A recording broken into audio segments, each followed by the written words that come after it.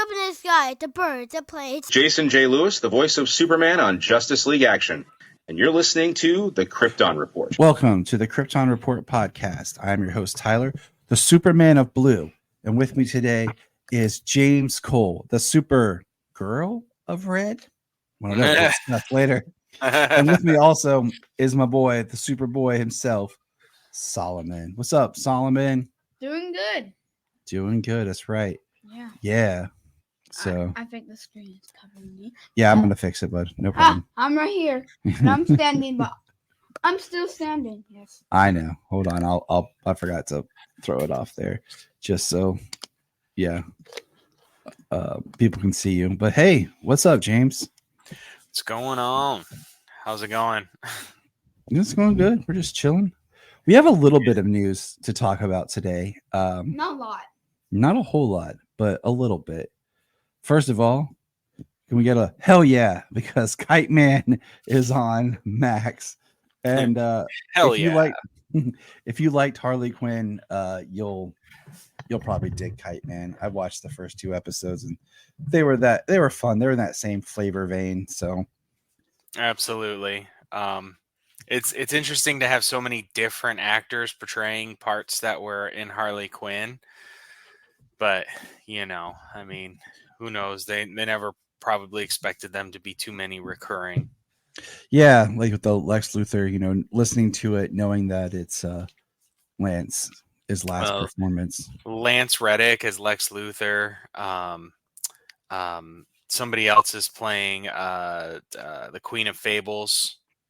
And somebody else is playing Darkseid. Yeah, isn't it Keith David now is Darkseid? Keith David is Darkseid, yeah. Good old Goliath the Gargoyle. Oh yeah. I mean, he's fantastic. It's nice, but it's interesting. I said who was Darkseid before.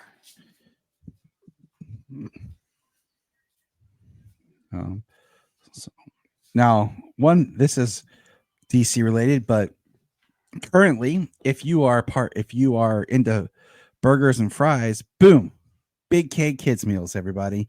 The kids and I, so we went to Burger King and we each got a kids meal, okay? And the lady, I asked her what the different toys were, and it was Batman, but she went in the back. And without asking, okay, we just said we were trying to collect them. She gave Solomon Batman, me Superman, and Sailor the Flash. Oh, that's great. Okay. And I was like, holy crap. Perfect lineup.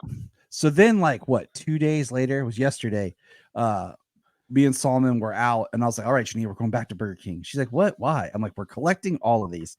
And the lady, same lady, we knew they had Wonder Woman. So she gave us Wonder Woman, but then she saw what else they had, and they had Green Lantern and Harley Quinn, and she put Harley and Green Lantern in my bag. So the only ones now we have to find is Joker and Supergirl. We're gonna hit up to the coffee. There's 2 Burger Kings that are our little town lives between 2 larger towns. So the one that I work in has 2 Burger Kings. So I'm gonna try to hit those up this week and see if we can get the last 2. Yeah. But excellent. Yeah, they're nice little fun figures kind of here on my shelf. So right.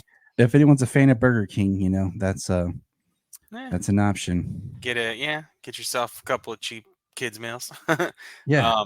It was actually Michael Ironside who played Darkseid in the Harley Quinn show. So just for the fact that they got Keith David for Darkseid and Kite Man, I mean, both phenomenal actors. I don't begrudge anybody being, but I mean, both perfect as well for Darkseid.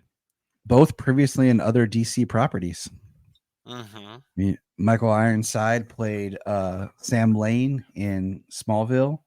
Then he played Captain Cold's dad. I can't remember. And then Keith David was Mr. Bones in Stargirl. But Michael Ironside was Darkseid in Superman the Animated Series and Justice League.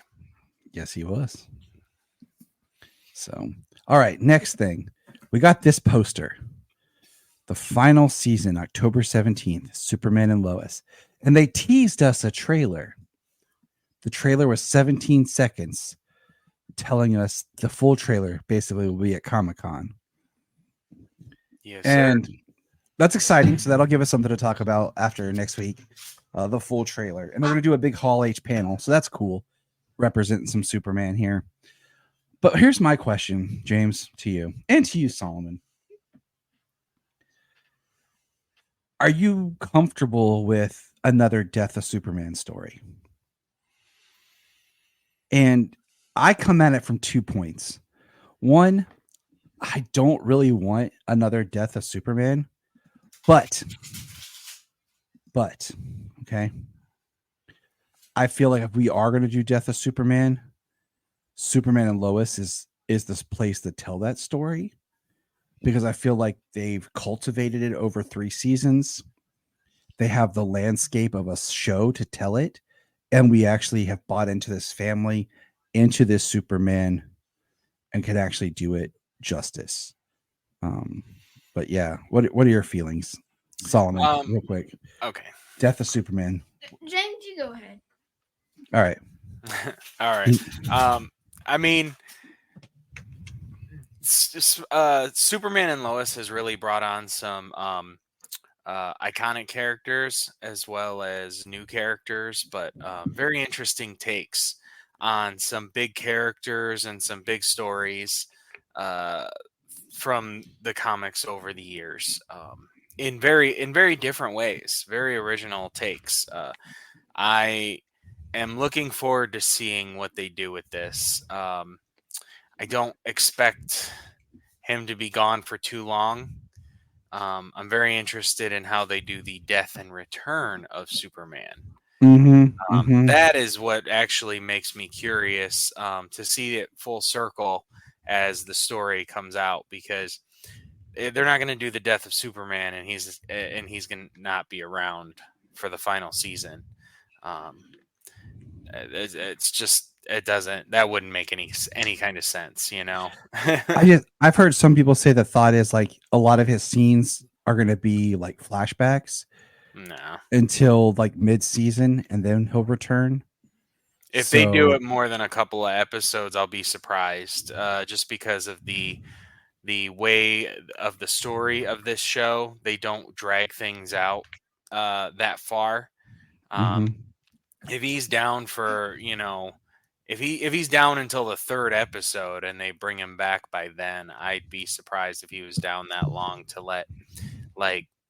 have John be or Jordan be like a Superboy. I'm curious. I mean, analog. I don't see like the full reign of the Superman kind of thing going on. I mean, we got a Superboy and a Steel, but yeah, I mean, and I was hoping that we get Steel in a new suit, or at least with the cape and the symbol on his suit. So, but yeah, that's where I'm at. Yeah, Solomon, you go, buddy. Okay. I have an awesome idea. They've never done this. What if Superman dies? Okay. But stays dies. Okay. And we have Superboy basically become the new Superman. But starting a whole new generation, basically Steel on his side. I mean, in all reality, if there's ways to do work. that story in the context of this show, like you could have Clark as almost this guiding thing with Jordan, like I said, flashbacks. Yes. I'm curious where it's going to go. And I mean, we said this before, I think last year, about the idea of like, if you ever did the Death of Superman story, doing it on this show would be the best place for it, just because you have the landscape to do it. Well, they've cultivated strong character relationships in this show. They've dealt with some very tough stuff throughout the run of this show. So, I mean, the death of Superman and him coming back, I mean, they're going to Metropolis. Is John Henry Irons going to start Steelworks? Like, what are we looking at coming up in season 4? It'll be really interesting to see, some modern stories be connected in a way with that old older story of the death of Superman. Yeah, I'm in. So, one little news nugget that I forgot to put up here that I had saved here. James Gunn has said that Peacemaker season 2 will follow the events from Superman. So, and I know they're filming Peacemaker season 2 now, and there's been like an image come, like it's not him in the suit for Peacemaker, but it shows him wearing long sleeves, and the dove is now up instead of down like it was. So we'll see if that's like his costume change for the new season. But it's just Maybe interesting flashback. how that's gonna play into things. Or maybe it's a flashback. It could be. It could be. So yeah, that's just something quick I had saved. I always take screenshots of news clips and put them on my phone, and I always try to make sure I upload them. But sometimes, I miss things. That's why I was just double checking my phone here before we record. Okay, let's see what else we got. Okay, the other big thing we have is DC. Scott Snyder announced the All-In Initiative. Scott Snyder, and this is going to be the All-In. And I recommend everyone, if they want a better explanation, to go check out. There's like a 10-minute video from Josh Williamson and Scott Snyder on DC's YouTube. You can find it quite easy. So I recommend everybody go check that out just to kind of hear it from the horse's mouth itself, so to speak.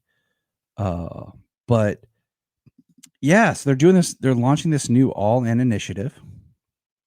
It's in October, and it's going to be this big thing. And you know what? I'm always excited because I'm glad to see Scott Snyder back at DC. I'm kind of excited too. Solomon watched it with me, watched the announcement with me, and he was like, "Oh, that sounds cool." It sounds interesting, but yeah, I'm excited. What I find interesting is the big thing is they're talking about the All-In initiative, right?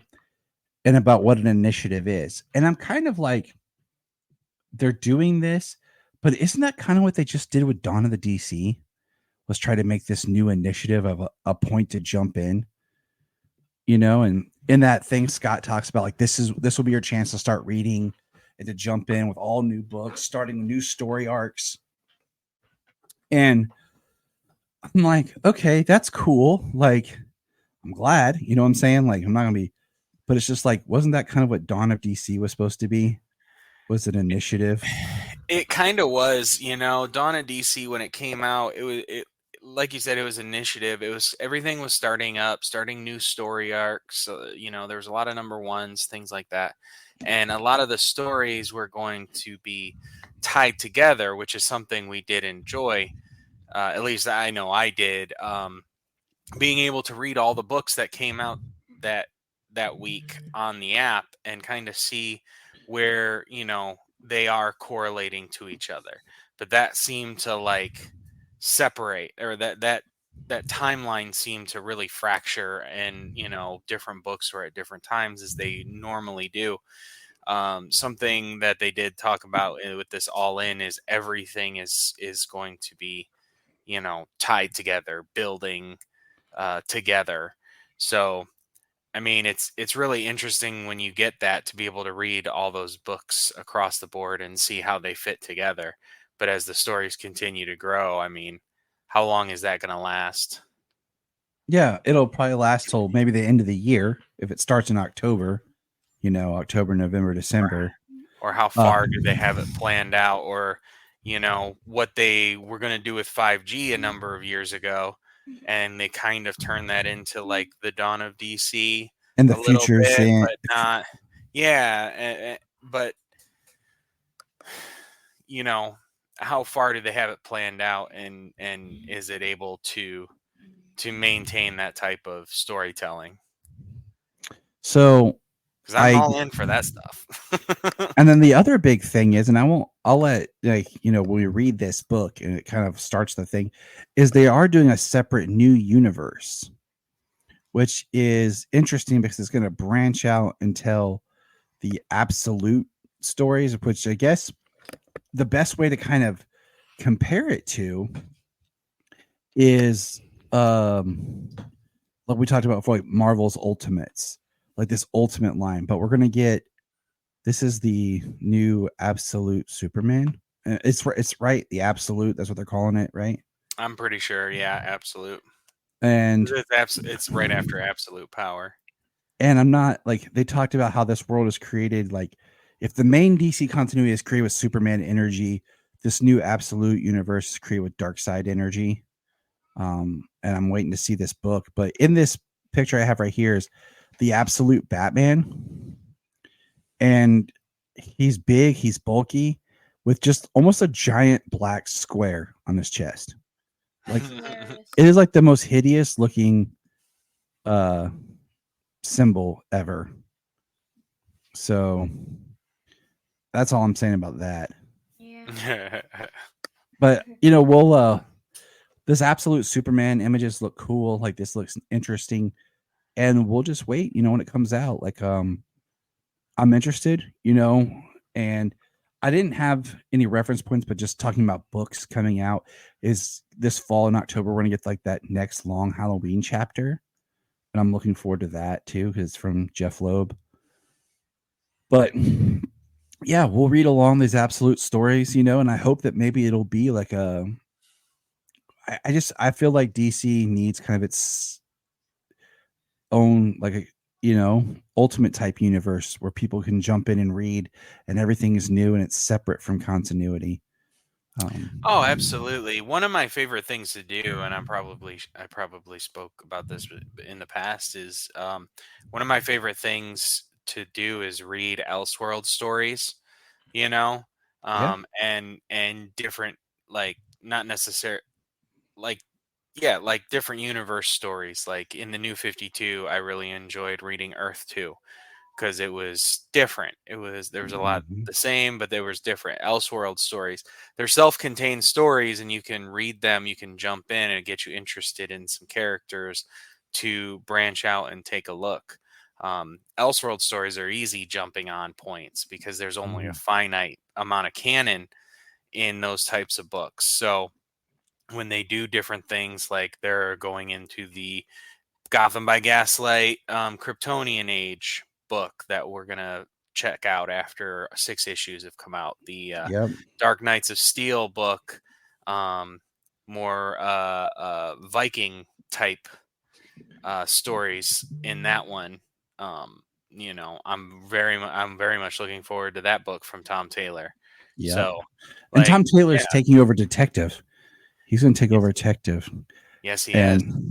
I have to jump back in on Detective. It's been a little bit since I Well, read Detective. I've been keeping up on Chip Zdarsky's Batman, but I have, but like I've done it kind of relentlessly because I just got so tired of the Zur-En-Arr stuff.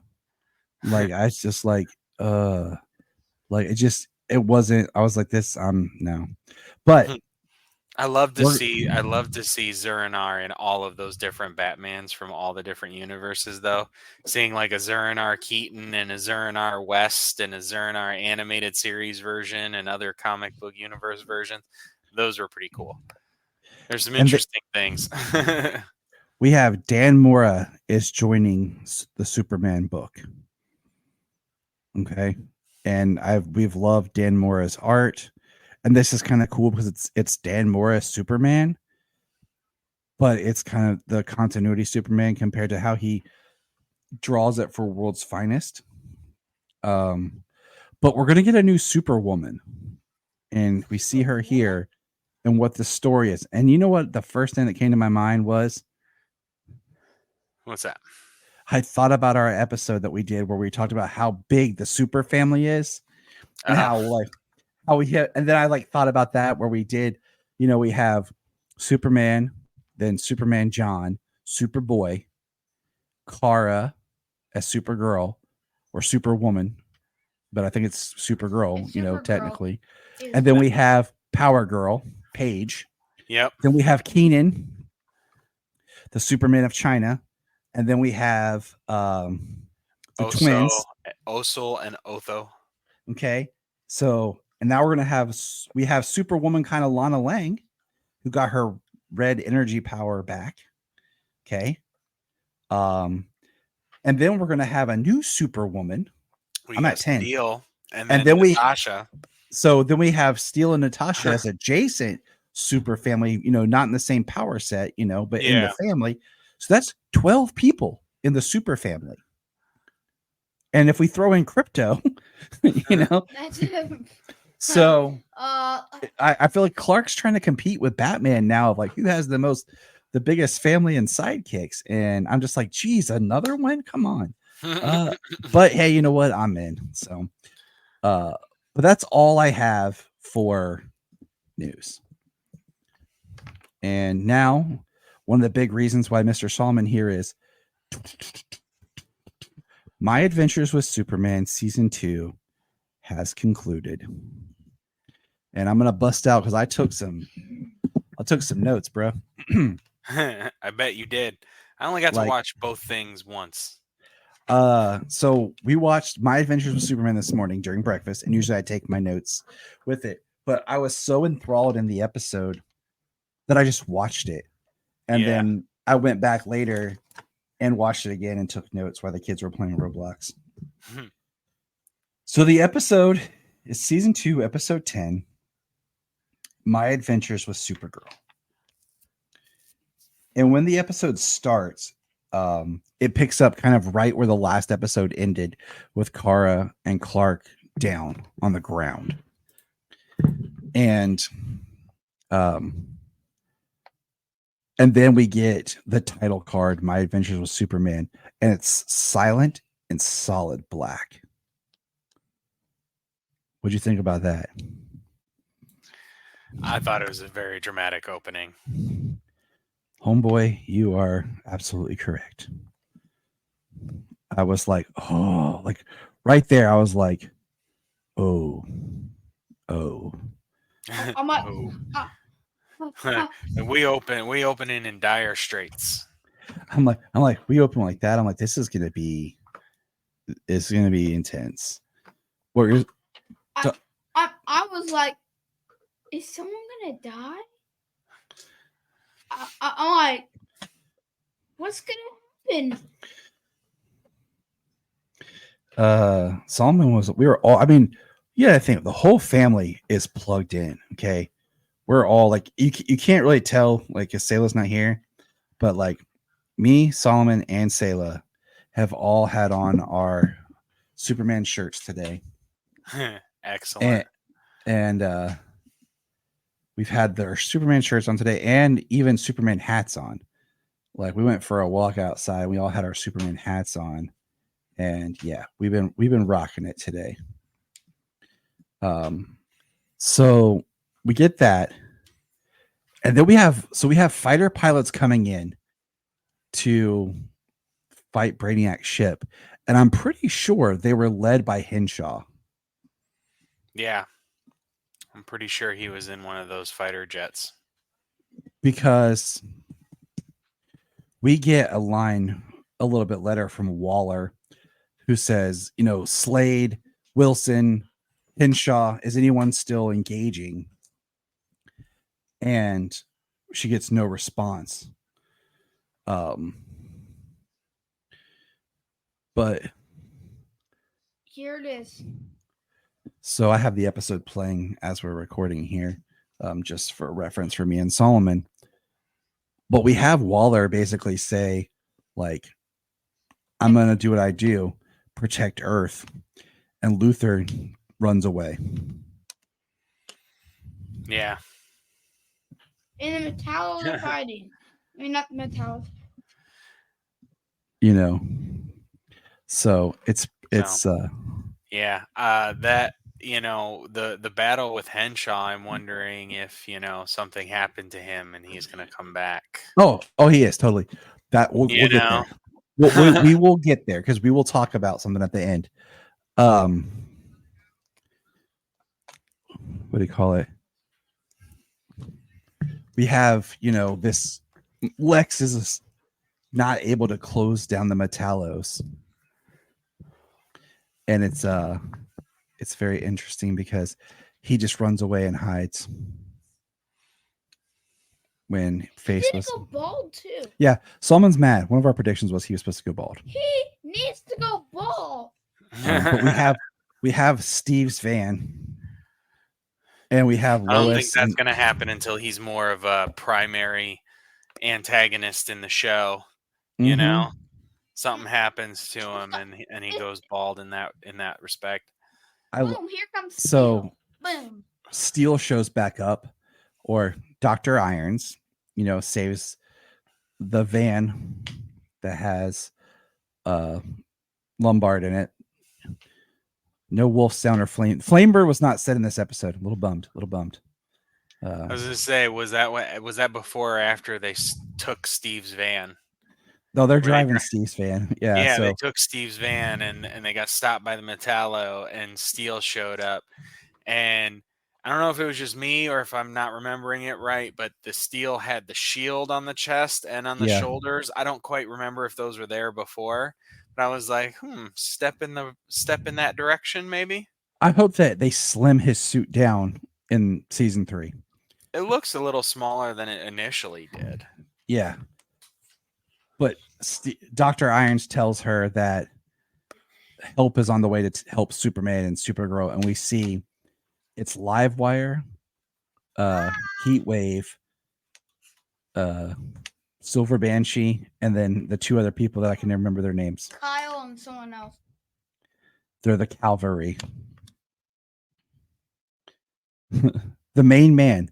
I like that. The main man. And he goes, who? And who's the main man, James? The main man. Yeah. I'm blanking on what you're It's asking Sam. me right now. When they Yeah, that's what you're. Allura distracted me. I'm sorry. And then Dang you said child. the main man. I was like, Lobo didn't show up in this Exactly. I was what like, do they said, that's why I was like, they said the main man, and then it cuts to Sam. You had me lost for a second. Yeah. Yeah, showed up, rescued Waller, gave her one of those guns, and they kept shooting and destroying the Metallos with those Kryptonian guns. I wonder something. Is Brainiac a boy? Or is he like none of them at all? That's what I wonder. So we have them going to fight. We have the backup team going to stop the Metallos, while Superman and Kara are going straight to Brainiac himself. And we have that, since the suits are all possessed with kryptonite, the armor and tech that's Kryptonian is actually affected. So you have Heatwave, Silver Banshee, or Heatwave and Livewire, whose tech is Kryptonian based. It starts to get affected and gets that. What do you call it? Like the Kryptonian crystals and stuff on them, Yeah. Yep. Yeah, it just starts to become affected, starts to not work and everything. And then they have, so Superman and Kara show up into Brainiac's room, and he basically says Eradicator, override to Kara, and takes over her mind. And they start fighting. But what I find fascinating is when we find out that in the last days of Krypton, with the war, Jor-El was actually having peace talks, and that Brainiac was built for war. And when he found out there was going to be peace, he would learn that he was going to be shut down. And he's the one that eradicated and destroyed Krypton. What's And- that red stuff? And as he said it, he said he ripped Krypton from the heavens and sent it to hell. Also, I like this Brainiac look. And who were they? We never learned who they were at war with. No, we don't. Because they were a warring empire for generations. So, who were they at war with that they were losing? Exactly. I kind of want to be this Brainiac for Halloween. And Brainiac states that he still won because he had Kara. You know, and trying to look at everything here. So basically, what I love is say let's set a timer on my watch. What the heck? My theory is that Supergirl is 22 and Superman is 23. My theory. This whole like scene where he's telling about how he destroyed Krypton, the vocal performance from Michael, I can't remember his last name, it's blanking, whose voice is Brainiac, is awesome. Like it's so creepy and eerie. Definitely. Yeah, very very villainous. Revealing all the past his past discretions, capturing and keeping Kara, calling her weak and useless and brainwashing her over the years. It was pretty it was tragic to see, and then to see Jimmy, Lois, and Clark like breaking through to her, not Brainiac's control, and getting her to fight Brainiac's control and break free. When he goes and he catches her punch, Clark does, and he turns it and he just hugs her and he holds her, and she's like, you see the struggle and hear her screaming, and we see, like you said, the flashbacks of Brainiac putting her down, and right before that, Clark had like the memories that of his interactions with Kara, where he was like seeing her smile and happy, and like he's holding her, and then like you said, like she pushes him off, and then Jimmy holds her, and then Lois holds her, and like, we're not letting you go, and then Clark holds her again, and then she like breaks free and does like a super scream. It was, dude, I loved it. Like, just this episode had me teared up a couple times. Just yeah.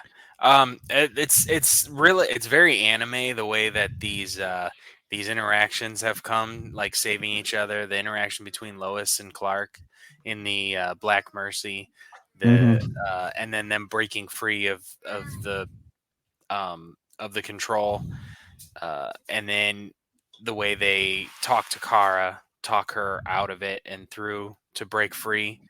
Very, very anime trope, but so good. They done so well. And this is one of my favorite scenes. And yeah, like He's the a scene. kid and Yep. So the scene where you see Clark as a kid flying over the farm, and he's like, "All right, Kara, let's bring you home." Yeah. And what do we finally get to see in this episode as he's flying above the clouds, and as they try to take Brainiac out into outer space? What power do we finally get to see? I don't know which one. Realizing they're powered from the sun. Oh yeah, we're not there yet. We're not there yet. Oh, okay. Like, you're jumping ahead, man. There's so much ground to cover here. Okay, because we got, like I said, I took some detailed notes on this sucker. It said after her super scream, you have probably one of my favorite scenes is Kara goes. you're still ahead too, man. I'm ahead of this, but not where we're talking. When she goes flying straight up at the ship, and it's just her, she goes to stop Brainiac. The theme song kicks in. You just hear it, dun dun dun dun dun dun dun dun. As she flies up, and she hits it to push it, and then Clark, like right there. Clark joins her, and they're pushing it into the sun, and that's when Brainiac, like, I got chills right then, dude. When the theme song kicked in, and they're like together. Me too. That was very good. I'm like, you might as well just put Godzilla right there. But he says activate ship Black Zero protocol, and he pulls out kryptonite and basically makes the ship like into one giant kryptonite weapon. So Yeah, as they almost pushed the ship into the sun. That was really wild. It was so cool. and then like Brainiac goes to fire his weapon and Kara pushes Clark out of the way and she gets hit and she goes falling into the sun. And then he goes after her and they're sitting there going down. And he's like, I don't think we're going to escape the sun's gravitational pull. And that's when it happens where they realize, wait a minute, we're Kryptonian. All those The veins sun? that were Yeah. kryptonite veins running through them is now glowing yellow, glowing gold from the sun. Speaking, Hold on, what song? I'll tell you when we get there. I'll tell you guys when we get there. Here's our part. Because like I said, we have it playing. She's going, theme song kicking in. Third time today, and still got the chills. It's just Nice. Yeah. This show is dope. Ooh. Yeah, right there. But then you have Why lost Superboy come in? You and have- Godzilla. Solomon. And Come down for Sonic. Godzilla, okay? and Sonic. And there's no one else. But you have Superman and Kara come flying out of the sun together, and she like changes her biosuit to match Superman's, and she officially kind of embraces, the same look that he has, and they like, and you Well, still have Brainiac well, saying that's like, awesome. Kara, comply, and you see that electric energy of Superman from his eyes, and it's blue, and then you see it from Kara's, and it's red. And you see Yeah. them kind of do this spin swirl of blue and red energy, and they fly through the ship and rip it in half. And she holds Brainiac's like core in her hand, Yeah. and we just see it go dead. And Yeah, we also I was like, oh man, they're doing the blue and red. and we also see Brainiac have like a kryptonite scythe there. Yeah, look, he actually is kryptonite. You guys forgot about Yeah, Yeah, he he- synthesized kryptonite and he tried to use it as a weapon to try and kill Kara. And at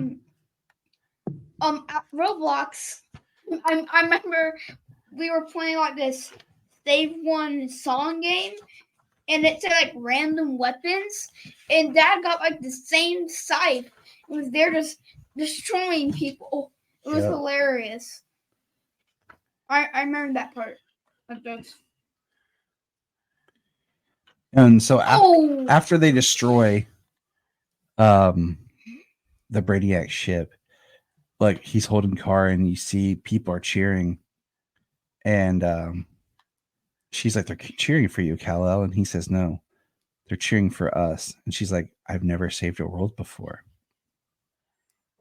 And then she wakes up where, James? Where does Kara In wake up? Smallville. And she wakes up in Smallville in the farm, Yep. At and the she Camp goes, Kent farmhouse. and I love it because she goes downstairs and Jimmy's asleep on the couch drooling, and he has a basket that's like "Welcome to Earth, Kara." Mm-hmm. And then Clark enters with Ma and Pa, and I was so happy because I was a little bummed that we hadn't seen Ma and Pa yet this season. And I was Yeah, like, they were really good last season. I mean, this season was great. There was no great like, can you please pass the yams moment, but it was still awesome. I don't. It was great to see him again, and they just felt like mom and dad. I don't You know. know. I don't know what season better, the first one or second one. I don't know. They're both good, but you have to have the first one to enjoy the second one. Mm-hmm. But I love when she's like, "Are you hungry? There's pie in the fridge. You want some pie?" And he's like, "We're going outside to play a game." Oh, grab that, Solomon. I have. And he teaches Kara how to play catch. And she's like, "I will win." He's like, you don't win at catch." And her line, then you're playing it wrong. It's like it's like, don't hold back. It was really great. And And then like what happens? We have we saw that the Kent farm is 198 miles from Metropolis. And I was like, okay. That's very much Smallville-esque. Yeah. And we have the Kent family barbecue where like everybody was there. Like all the reporters, Perry White, like every character in the series was at that barbecue except Slade Wilson and Lex Luthor. And Amanda Waller. Who is missing. We got the news like Amanda Waller wanted and missing. Mm-hmm. And we see Luthor and Slade are paired up now. Outside of LexCorp. We have a really great speech from all the characters at the end over the credits that everyone should just watch and listen to. It was really, really good. So, but we do get at the end we see that Clark had done some research for Gotham because of the Vicky Vale job. And Lois basically tells him she turned it down because she doesn't want to be the next Vicky Vale. She wants to be the first Lois Lane. And it's cute because he's like, it's only a 5-minute flight for me from Metropolis to Gotham, depending on where you live, but I can get there. And if you ever need me, just say my name. And then Lois and Jimmy show up with some soup on the roof. And we hear that there's a fire at Perez Plaza. And they're ready to go off. And they're like, no. This is a news story too. We're going with you. They all fly off together. Yep. And that's how season 2 ends. Yes, sir. It's great. Fantastic show. And I love how the seasons are ending on like a positive note. It's not some like dour cliffhanger, to wait for the next season to come out, which season 3 is officially in production. James, stop jumping ahead. We got this announcement. My Adventures with Superman season 3 in production. I figure we probably won't see it till 2026. Oh yeah. I mean, and I'm hoping that next year, but I'm hoping they'll do either 20 episodes and just combine seasons 3 and 4 into like one or something, or I'm hoping something like that. Well, I mean, produce them 2 at a time. Produce 20 episodes, give us season 3, and then continue working to finish season 4. And then because this show, I cannot stress how much I've loved and enjoyed this show, and how, in all honesty, in a lot of ways, this is my children's Superman. Because like it's the one that they're connecting with, that they're enjoying. It's for them, Oh yeah. Jeremiah is gonna freak out when he comes home tomorrow because he's gonna want to watch the new episode of My Adventures with Superman. Like I loved going to see Super Pets with them, and Superman being there on the big screen. And then the only other big screen Superman was, of course, the Henry Cavill and Black Adam. So like I'm so excited for next year. But like the kids love this. This is our, Sunday morning routine has been watch My Adventures. And we do get a clip. I meant to mention this is like Vicky Vale kind of is the one that names names Kara Supergirl. She has the paper where she scooped what's his face? Scoop Perry White in the Daily Planet, yeah. With the interview with Supergirl. Yeah. So I cannot stress how much I've loved this. And Solomon and I were talking today that they need to do a McFarlane run, and it needs to be a 4-figure with a Build-A-Figure line. It needs to be Superman, Supergirl, Jimmy, and Lois, with the Build-A-Figure being Brainiac. That would be awesome. Right? Mm-hmm. Like I want to give, like, Superman has the head of Brainiac, Maybe Clark too. I would say like do Like the a head, body for then- Clark, then and like then that would be cool. Kara has an arm. Lois has an arm, and then maybe we have. Yeah, the legs. We could have like the legs. I just would really like to have a Helix Clark one with figure. Kara and Jones. You know that? Like, And then we have like Supergirl too. All right. Is it going to be the old suit or the new suit? probably if they did, it'd be the new suit. Because if we're including Kara, it'd probably be the new suit as well that we get to see. Or Like would the two Kara of- be the black suit? See, that could be an alternate like thing they do, you know. But I like them in the matching suits together. Except for So- those darn shoulder pads. Mm. Yeah. It's weird. It just makes it look. It just makes it look a little weird. But Otherwise, the rest of the suit's pretty great. so we know. Supergirl's Okay. got this like her cape goes all the way around, almost like it would be like a big cloak thing. Like she could throw up a hood over it. See, I think that would be cool. Like, because we'll talk a bit more about that when we get into some comic stuff, here soon. But I like her suit, but I like her suit being a little bit different than Superman's. You know, like, to me, it needs to be slightly different, but yet still somehow the same. Like you can tell they're of the part. Like she went with, the pants and everything just like him, which works. Yeah. But I Her like boots them. were different, and then she had that cape with where it looked like almost a big scarf going around her neck.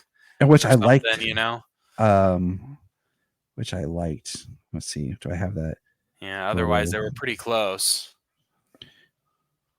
Yeah. I mean, there is some slight variation. But okay, we've already talked about season 3 is in production. So what do we want to see in season 3? Ooh. Solomon, you go first, bro. Thank you. Let's go bold. All right, we went bald Lex Luthor. Well, we're gonna. Also, maybe we get like the leader Metallo, the Metallo himself. I think you're not off on there being more of a John Corbin Metallo. Okay, there we go, real quick. There's the picture of the two suits of Superman and Kara together. Yeah, the way it is around her knees is different. She has more of a boot. Yeah, around the What- ankles, her belt is different. Her S does not have the yellow outline. Yeah, it's slight enough that it's different, but yet, like her on her arms is higher up the two-tone color than his. It's more like just a shape, like a forearm. Hers is like whole arm. Yeah, It works. yeah, they're really cool looking suits. I think next season 3, Luther's more of our main protagonist. Mhm. Or I mean antagonist. Sorry. Yeah. I think there should be somewhat of a time jump between the season 2 and season 3, because season 2 did kind of end with it felt like if this was the end of the show, we ended on a good spot. We kind of wrapped up everything of our kind of story arcs, major story points for what was going on. Right. But I think villain wise, Cyborg Superman. I think kind of some sort of Cyborg Superman, or because the way this show has done things, maybe they do a Cyborg Superman / Metallo with him. So that was kind of my thinking here. Like we got LexCorp. LexCorp's probably going to be, the head of kind of these defense technologies or whatever. Making the Metallos, trying to make it so the Metallo can't be hacked like it was. Maybe having a And that's person being the Metallo, the pilot kind of thing, being Henshaw instead of John Corbin. He's already a military person. He already hates Superman. If he went down fighting against one of Superman's villains, kind of a thing. Yeah. making him, a Metallo, a slash cyborg Superman in a way. Something like that. I don't know. I don't really want Darkseid to come into this.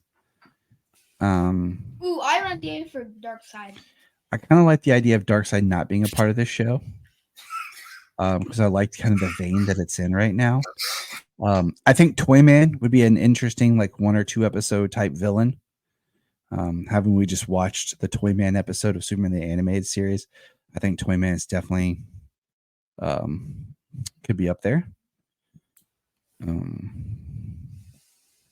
But I was trying to think of what other major Superman villains could really come into play in season 3. Maybe Bizarro. If you did Bizarro, it'd be like how you would do it. Right. They've been doing mostly clone stuff, probably less genetic wise, Bizarro would be a little different. It would be a possible route to make things different. What about whoever the race was that was warring against the Kryptonians finds out that there's a couple Kryptonians on Earth. Right. Who are they fighting and who could be a villain from that race kind of a thing, I would kind of like to do, I can't remember off the top of my head right now. I'm blinking. Sorry, everybody. But the race that was in the Superman Earth 1 book that came to Earth just to destroy Earth. And then, of course, Superman was there. And that's because that would be something different for, the show to pick something different. But yeah, what are your thoughts, listeners? Like, who are some villains and ideas for the next season? Solomon said Zod, and I said, I feel like we've already kind of covered that territory with Kara. Like the arc and the idea of what Zod could be, I feel like with Brainiac and Kara, we've already kind of done that. The last 2 years have really been all about like the threat of like the alien invasion, the threat of the Kryptonian invasion, kind of peaking that with the Brainiac invasion, as it were, in Metropolis. Kind of maybe spells the end of some storyline very similar to it. So, we'll be brainstorming. We'll think, trying to keep open minds about what this show is doing and done and what I'd like to see and what I'd not like to see. I'd like to see maybe some things that we don't expect. I think that's the thing is they've been able to kind of remix elements the way they've done kind of. Oh, yeah. Sorry. Yeah? How about Parasite? Well, they did Parasite. They kind of did Ivo as Parasite. Oh, they did.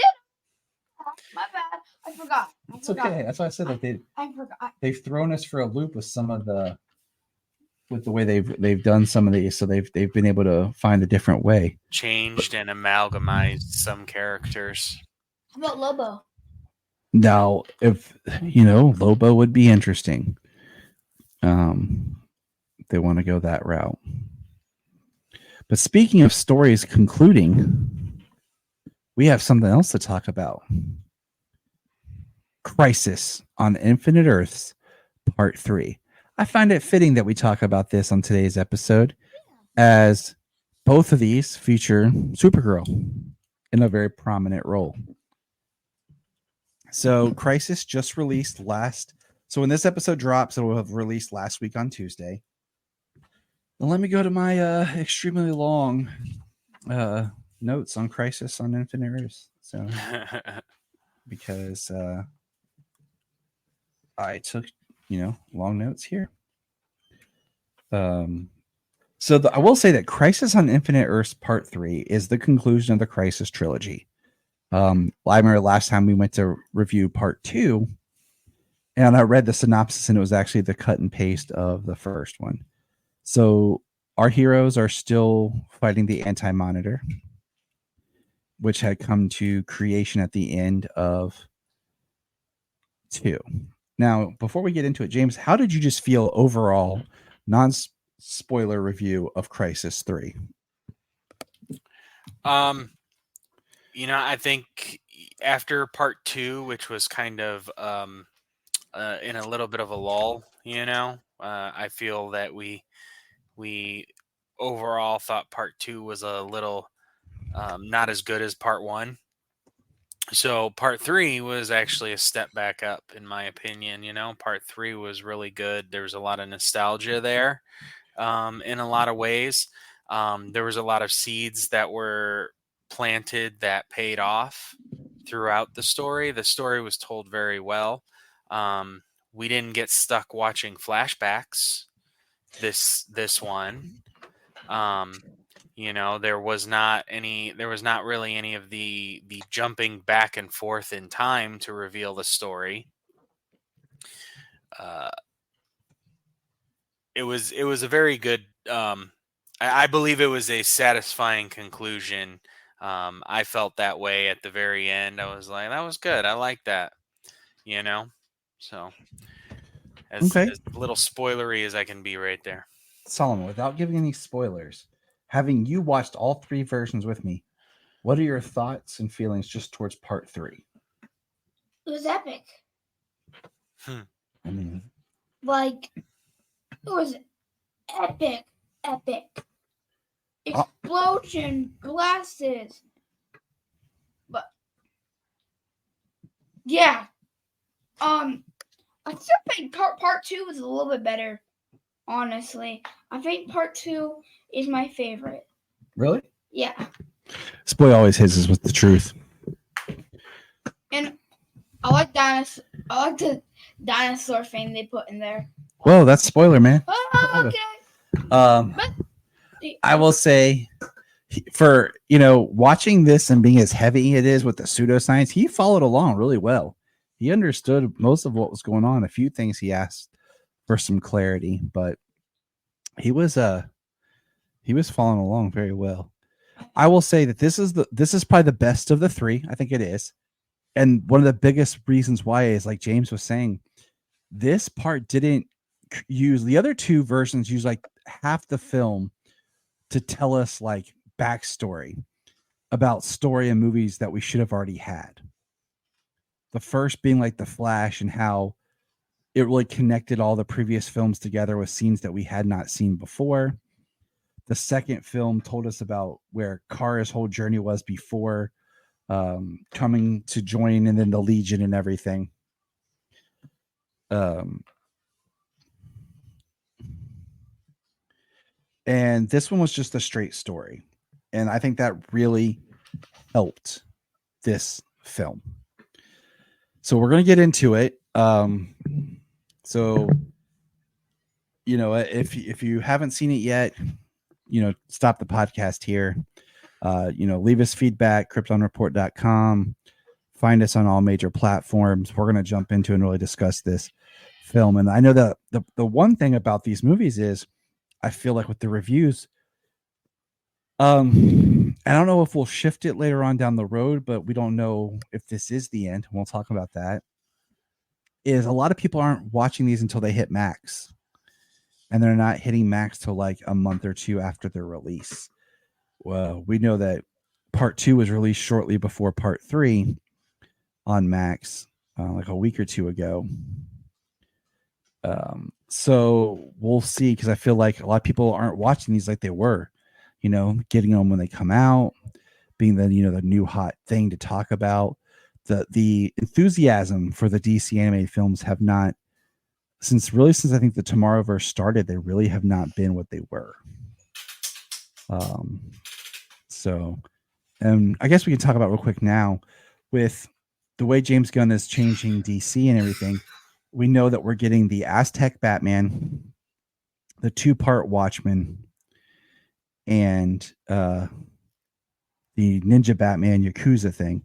But other than that, we don't know if we're going to continue to get this animated films like we were.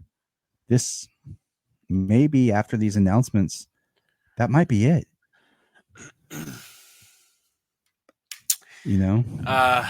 Yeah, I mean, like you said, don't know what's coming down the line. I mean, the Tomorrowverse has been a very layered in storytelling.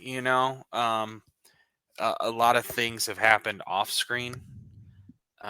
So I mean that probably I'm sure has had an effect on their anticipation coming up. So I don't know, I would love to see it continue. I've gotten like almost everything as it's come out.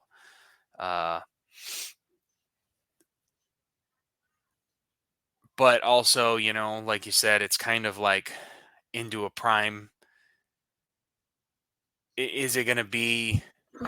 Are they doing this so that way, like James Gunn's DC incorporates the animated films into the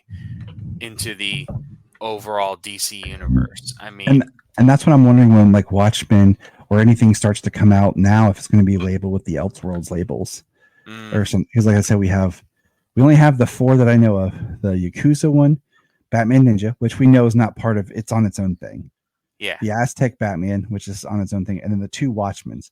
So that's nothing that's kind of tied into anything else. yeah, certainly not tied into where we would go from the end of this film.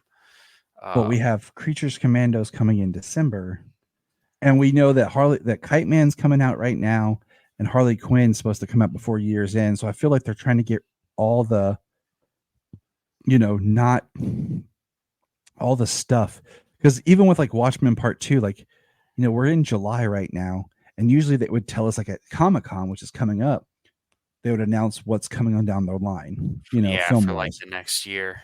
So I feel like we'll get our release dates, and maybe by year's end, we might have all those films I just named.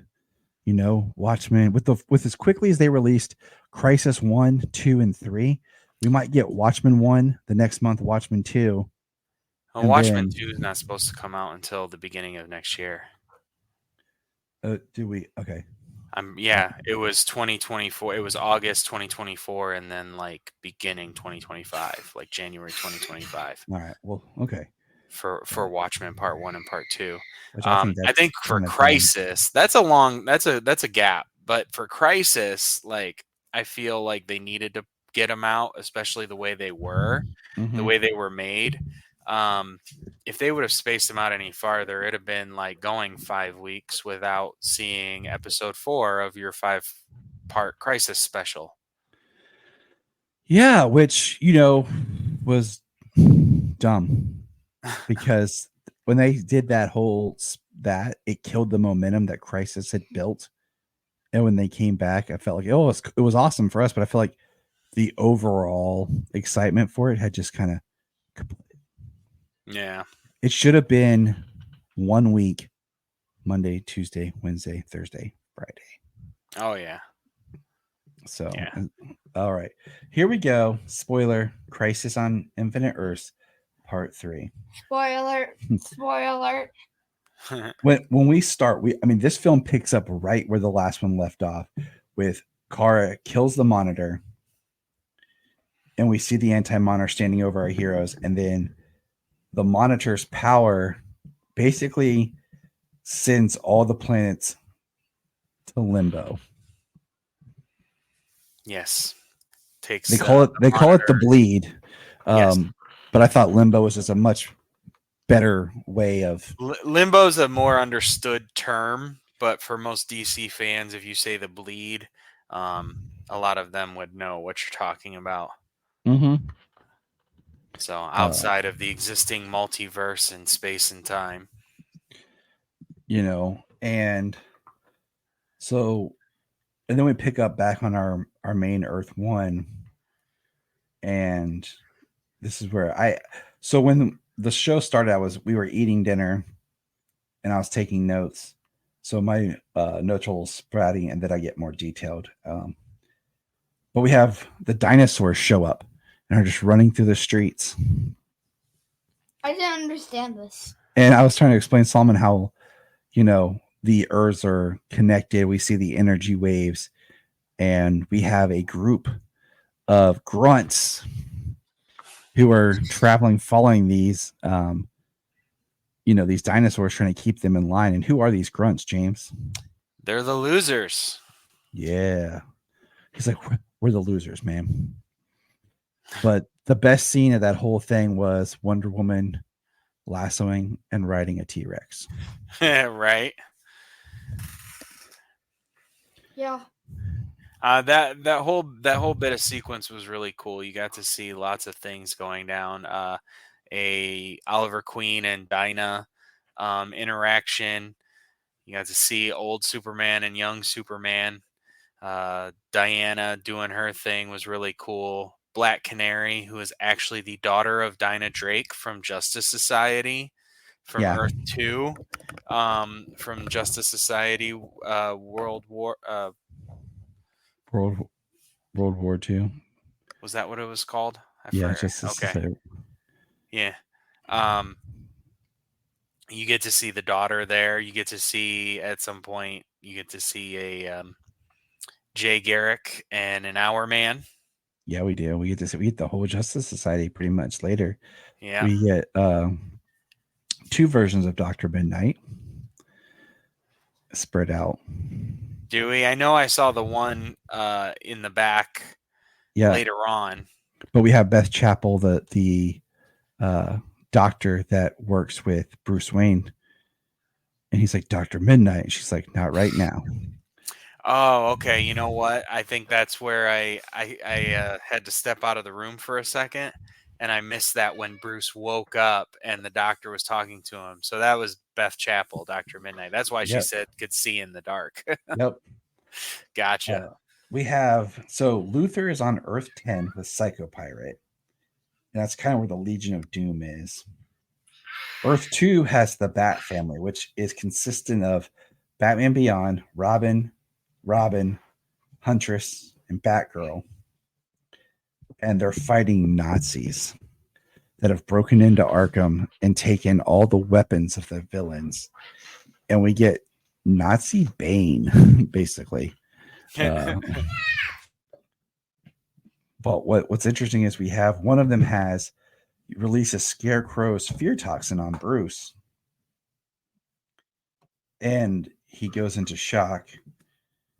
And we see, Joker by Troy Baker from Long Halloween. We see the Scarecrow here, same look from the Long Halloween. And when Batman, this is where I got a little confused. Like, I was trying to tell Solomon, like, not confused, but just because we see Batman flashback to when he was on War World, and he sees the old man that appeared where it was actually the Flash, but he didn't know it was the Flash at the time. Then Solomon asked me, can I see War World? And I said, no, that movie sucked so bad. Like, the only thing you need to know about that movie is like the last 10 minutes. I was gonna say I know it came out and it was rated R, right? But it was for hardly anything. Like, it was just some of the graphicness, and I was like, this did not need to be rated R, and you wasted Mongol. And this is the worst of the Tomorrowverse films, period. It was. It had some really cool beats, but as a whole, absolutely, yeah. So the Tomorrowverse over? Yeah. Yes. Then we learn. So Batman gets taken. They call for medevac. That the bleed is buckling, and it's getting a riff on Earth 146, which is Aquaman's Earth. The Aquaman that we're interacting with the most, long-haired Aquaman. Long hair with the harpoon arm. And basically, I have a quote here from Jania. Okay. So Arthur says, send me home. As the Anti-Monitor is going to destroy and erase his home. And Mr. Terrific, basically like, okay. And Jania goes, why don't they just beam Arthur Jr. and Mira to them? Because the whole reason he's going back is to die with his wife and his son. And I was like, because that's not dramatic stakes. I mean, it's valid, but how are they gonna feel when their entire kingdom and world is gone? I mean, yeah, but fate of the world and all that, like but it was Fate just of the universe. yeah. And then this is when we get when Bruce wakes up, and it's Dr. Beth Chapel midnight. And he says, I need to see a doctor. And she's like, he's like, not that kind of doctor.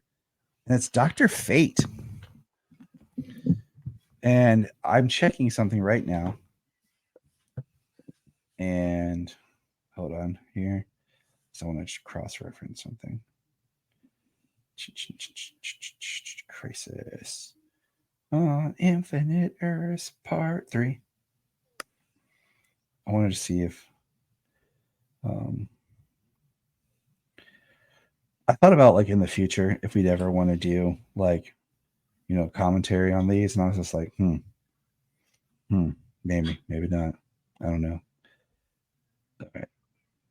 Dr. Fate is voiced by Keith Ferguson. I do a commentary on all that 4 shelves worth of DC animated features. Oh no, we're gonna work through a bunch of them over the next.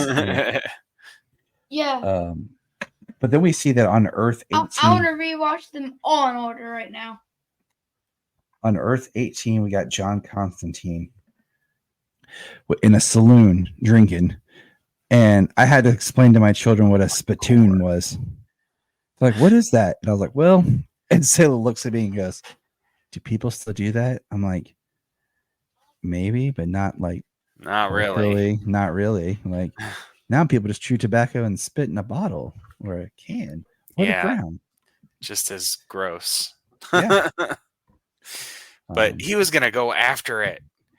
John Constantine was gonna go after that nickel and that spittoon. Ooh, he was at that rough. point, man. He wanted his alcohol. And so John Stewart shows up. He's with them.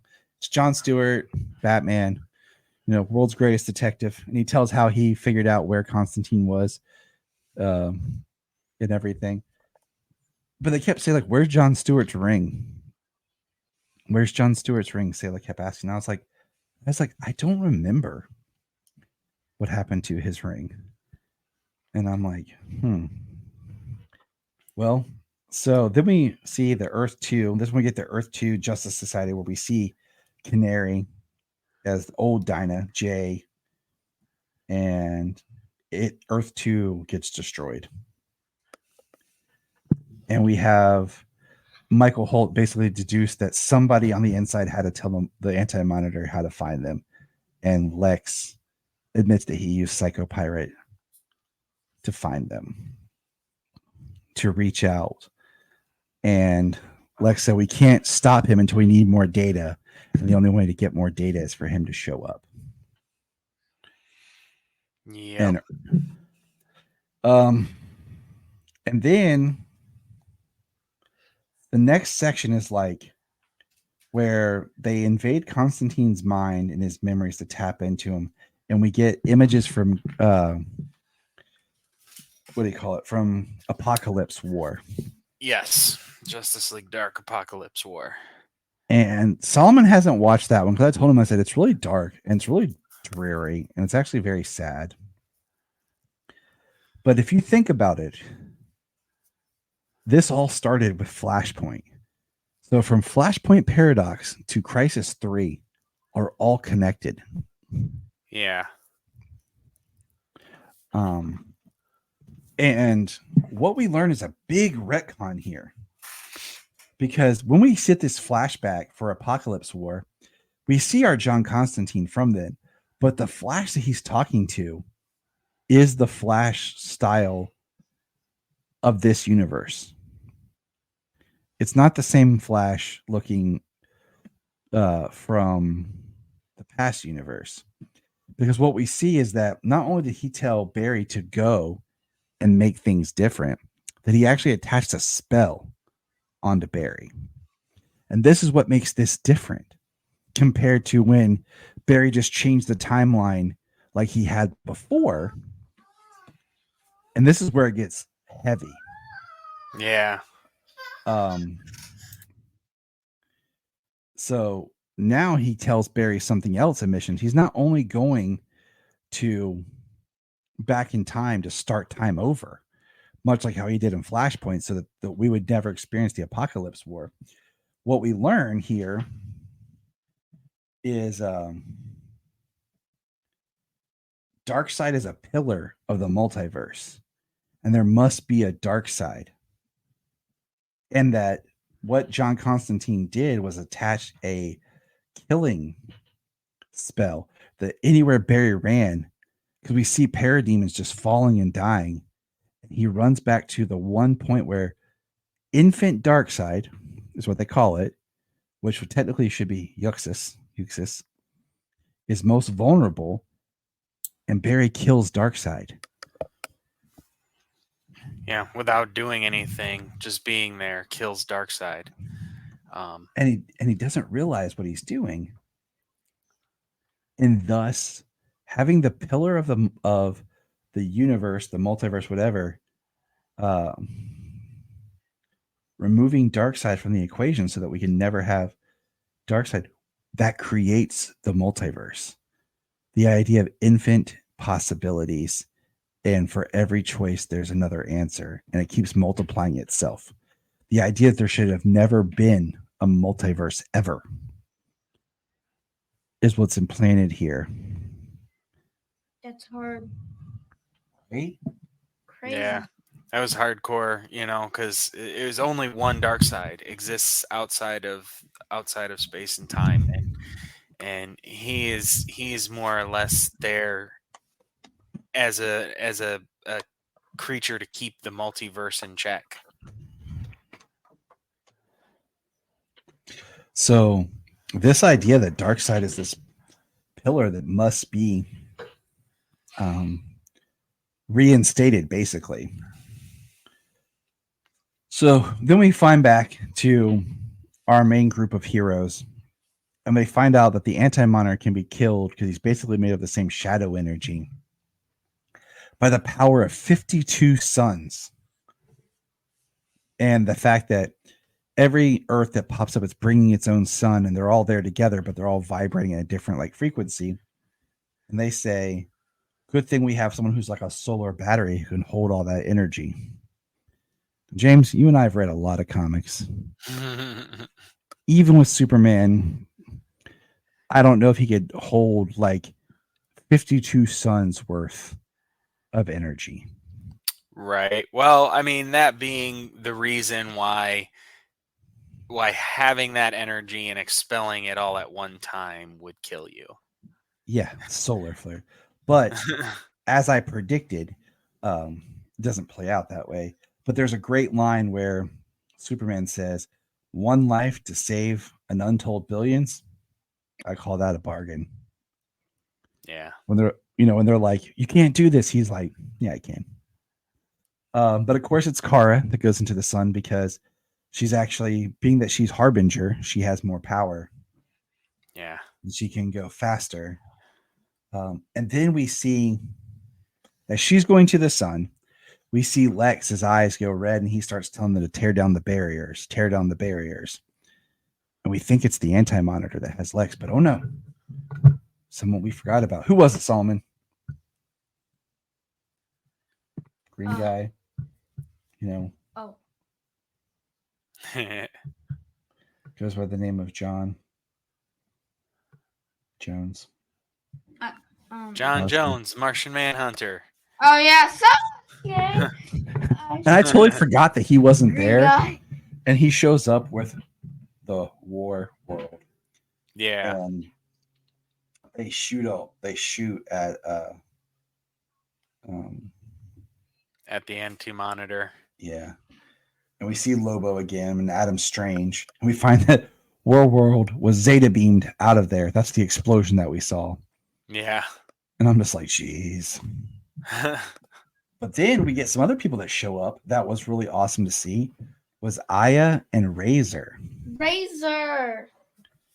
as a Blue Lantern. So if you watched the Green Lantern animated series, Razor was a big part of that, and so was Aya.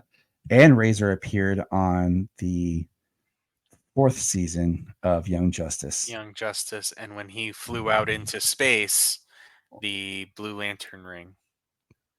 He had in Young Justice, he was split. He had blue Yeah. and red on. Yeah. That's what happened. Yep. I was going to say, no, wait, he had both of them. And this is where they show up with some other lanterns, which calls back to the Green Lantern film. And John gets his ring. And so all the lanterns together are trying to protect the next Earth from being destroyed by the Anti-Monitor. And we learn that War World is powered by feelings, emotional energy. And they use Psycho Pirate to connect everybody everywhere to help give Kara the opening she needs in the Anti-Monitor's armor. Yep. And she basically goes solar flare inside of him and boom. But what we see is while that's going on, I do have a note here that says, I got thinking about there was no multiverse in the old continuity. I don't ever remember them touching that. No. But what we find out is the multiverse is a cancer that must not exist. And we start seeing that there are multiple Anti-Monitors showing up. Which I thought this was actually a pretty cool twist on making the Anti-Monitor less a conscious villain of the series as it was in the comics and as it was in the television Crisis event. Mm-hmm. Making it more of this this antibody, this answer to the multiverse. Being this universal, inescapable threat was pretty cool. And with that, we see that we remember that the base of the towers protecting the Earths are down, and they're trying to find a way. And we get the only way is they talk about the Legion's miracle machine. And that's where it gets crazy. The Legion, Scar talks about the Legion had built the miracle machine that could do anything, and they hid it in a pocket dimension. And Martian Manhunter with what was her name? I didn't write it down. Nightshade. They're able to go and retrieve it. And while that's happening, we see that Earth 508 is destroyed, and that's the Super Friends Earth. And Solomon goes, "What'd you say, Solomon, when you saw that?" The Super Friends? Mm-hmm. Oh, I said, one day at the Hall of Justice. Oh no, what's this? A big giant laser beam. Oh, that's the end of their show. Like how it was in the old days. And then we see they start talking about what they have to do with the miracle machine, and we're going to create the monoverse, the one universe, Prime Universe. And then we see that the next Earth that's up, Constantine tries to sacrifice himself to the miracle machine, and it doesn't work. And he's like, the one bloody time I try to do something right, and it ends up having to be something that's stronger and more immortal. Because of course Superman wants to do it, but it's Wonder Woman that sacrifices herself to make it work. Well, yeah. I mean, I was gonna. Well, did she die? The next Earth that was in the wave, because I wanted to talk about that. Yes. Wonder Woman. The next Earth that was in the wave was Earth 12. Was it Earth 12? Yep. Okay, that was Kevin Conroy's Batman's Earth. It's just the whole DCAU. The whole DCAU, because I mean, you get to see Kevin Conroy's final performance, which is it's fascinating because it's him from the animated series. Yeah, and on in Gotham fighting the Joker. He's done so many versions of Batman in different universes now. And then it pans up and we see the Watchtower from Justice League, because we see Jon Stewart, kiss Hawk Girl, and they're all on the Watchtower together. But yeah, his final line was, if it has to end, then I go out being Batman. Yeah. And go out And I like was like- this, being Batman. And I'm like, geez, like that's his final line as the character. Yeah. It was great. It's like It gives heart-wrenching. me- I loved it. It gave me I loved chills. it. It gave Jania chills. And Yeah. just saying it right now gives me It chills. gave me You know, chills. they put Even they me. right. It didn't grow in the 19s. It was great. 1990s or 80s, I forget. He started 90s. Batman. He started Batman in 92. Yeah. No, the one of the things that I said, like the seeds they planted in the film, was when they first arrive at the bleed and they're searching for each other in the bleed, they find Wonder Woman frozen, and they bring her in and says, you know, she's immortal, that she they doesn't even know if she can die. Mm-hmm. And then they bring that back around. You know, Superman wants to give up his life. He wants to sacrifice himself for the miracle machine to work, to run. But Wonder Woman ends up giving up her immortal life. You know, something lot more valuable to create the monoverse, to create the new Earth.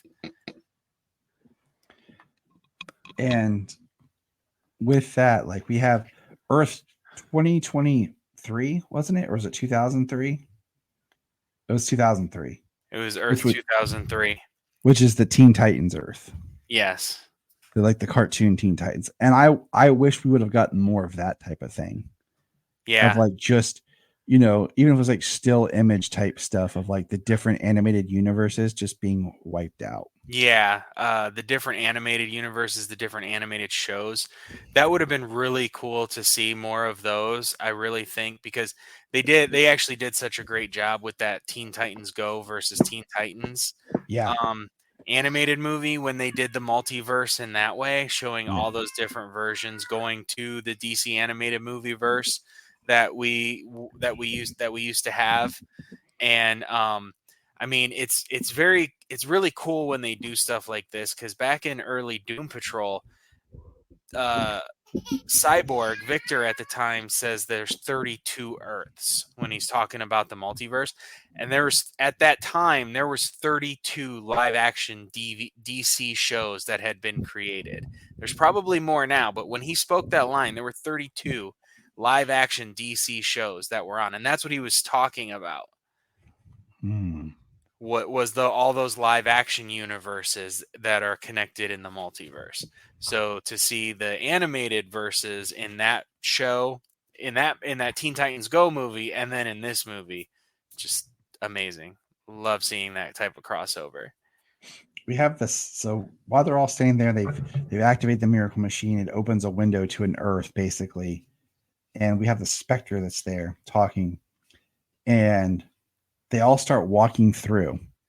And old Superman goes through first. And he talks about, well, at least they'll be a part of.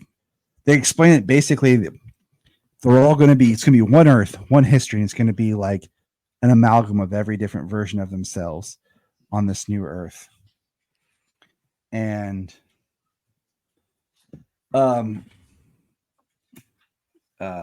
you know, we have some hesitation from someone, but the Question flat out refuses to go. He thinks it's wrong and he refuses to go. And the Spectre's there talking, and what do you call it? Constantine actually walks away with the Spectre. He doesn't go through it. But there's a great line that's delivered by Lois Lane when they're talking about this idea. And she says to Clark that once a time ago, an alien scientist couldn't save his whole world. So he saved basically his own son. And that was the part of the world that got to live on. It's a great little speech. But basically everybody walks through and to the monoverse, the new one Earth. And then we kind of get like it's not like a post-credit scene, but it's something of a post-credit scene with the young Diana. Yeah. Well, I was gonna say before we get into that real quick was the I liked that speech that Lois gave Clark because he was doing the Superman thing at the moment. You know, it's Yeah. not giving up. He wanted to save everyone who is still alive and try and bring back all those who had died during this. He didn't want to give up and start over. Yeah. He said, we'll find a way. And they're like, no, this is the way. Like, this Yeah. is it. And, you know, in my notes, my last thing was with everybody walking to this one new Earth and everything being reset. Is that kind of the way of giving birth to the DC universe? Yeah, that's Giving what I'm birth to the curious DC about. animated universe is now it's all one connected thing. We're done with multiverses. And, you know we have the, well, we believe we have this Elseworlds banner, you know, that's supposed to be a thing, but the Yeah. only thing we really know that's going to fall under that's going to be the Batman 2 by the time the DC universe starts. Right. Supposedly the Joker Folie à Deux. But that's still this year, though. You know what I'm saying? It was mentioned under the Elseworlds banner. Right. But I'm just saying, like, when he made that announcement last January. But what I'm saying is that's still coming out before we technically launch the DCU.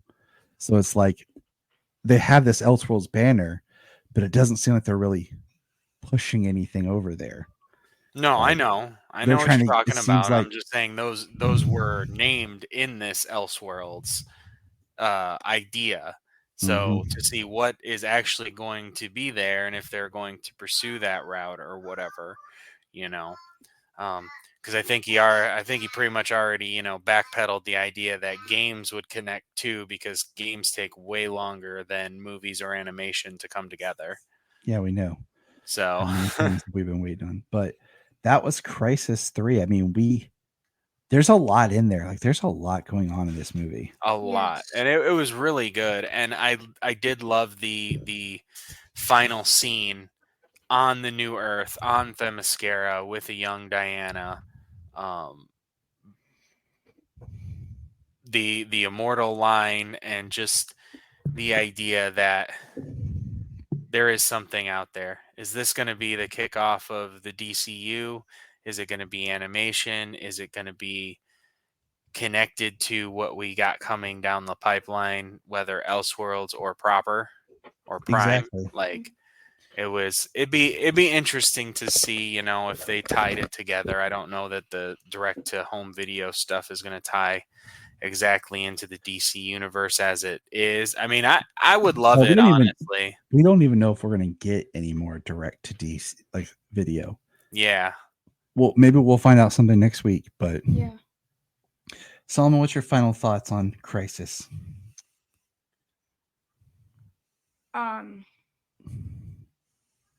Very epic and very crazy. What if after the Tomorrowverse they start a new thing that we have this thing that Darkseid is there and he destroys that planet and he destroys the Prime Earth. Mm-hmm. And Superman bringing back memories of the crisis of what happened.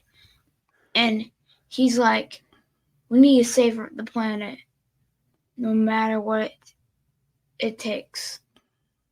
So then they make a different universe. Man, it's very possible. So just all in all, the Tomorrowverse is made up of 11 films. And what are Well, technically 10 films, one short, or it could be even less than that if you make Crisis into one film and Batman Long Halloween into one film. It would be 1, 2, 3, 4, 5, 6, 7 movies and one short. Well, That's so first, I think the first starting off. that's my ranking. Order? That's my ranking. So he's looking at my ranking of the Tomorrowverse. I didn't rank all the Crisis ones yet. I just put them in there. I got to rank them. But all right. We only got the one. Yeah, in this one, we only got the one flashback scene, basically the memories of how Constantine changed the Yeah, multiverse. which isn't a flashback that tells an entire story like of a film we should have gotten. Like this was Yeah. flashback used proper. Right. But yeah, it's dense, it's good, and I enjoyed it. So It'll be interesting to see it all together. That'd be a tough watch, I think. I wonder if they'll put it together as one film. Like I know they're supposed to release it like all 3 discs as one collection. Yeah. But like a I'm gonna trilogy. wait. I'm gonna wait and see if they release it as one film. Like Long Halloween Deluxe Edition or the Yes. Death and Return of Superman. Yes. Like I have both of those too. I still haven't bought the one Dark Knight Returns. I got that one from that book you got me for I believe it was Christmas. Yeah. That one year. So all right, everybody, that's gonna be us for tonight. It's late. Solomon's tired. James is tired. Can only save Yes, the world sir. so much. You know I'm tired. But come back next time. We'll have some comic chat. And Laura says goodnight to all of us. too. Laura says goodnight. So remember, Look up in the sky. we want to thank you for checking out the Krypton Report podcast. And we ask you to check us out on all of our social media on Twitter X, Facebook, Instagram, Blue Sky, Hive, Threads, YouTube. We're everywhere. And if you want to be a guest on the podcast, just send us a message and let us know. If you are like Tyler and James and can't get enough Super Talk, check out these other podcasts. Digging for Kryptonite, Supergirl Radio, The Last Sons of Krypton, The Superboy Legacy Podcast, All-Star Superfans, Superman the Animated Podcast, The Aspiring Kryptonians, Always Hold On to Smallville, The Geek of Steel, and Truth, Justice, and Hope. I am Brian Peters, the creator and host of Gravely Amusing.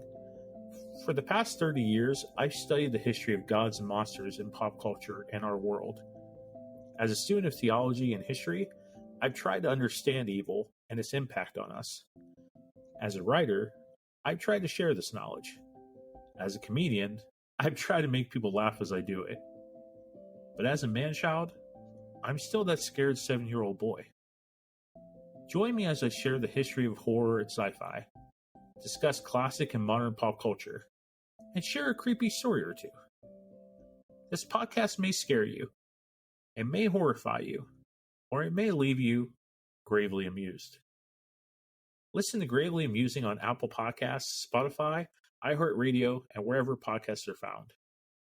Follow us on Twitter at gravely_amusing or on TikTok at gravely amusing.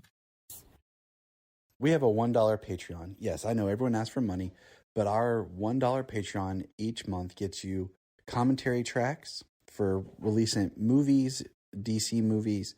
It gets you my Requel series where I pitch ideas about movie sequels, prequels, or whatever. It also gets special bonus episodes. So check that out for $1 a month. That's all we ask. Keep it cheap, keep it simple, and help us keep going. Check out the link in the show notes or Patreon Krypton Report. This is Dan Jurgens, and if you want to have a good time, keep listening to the Krypton Report.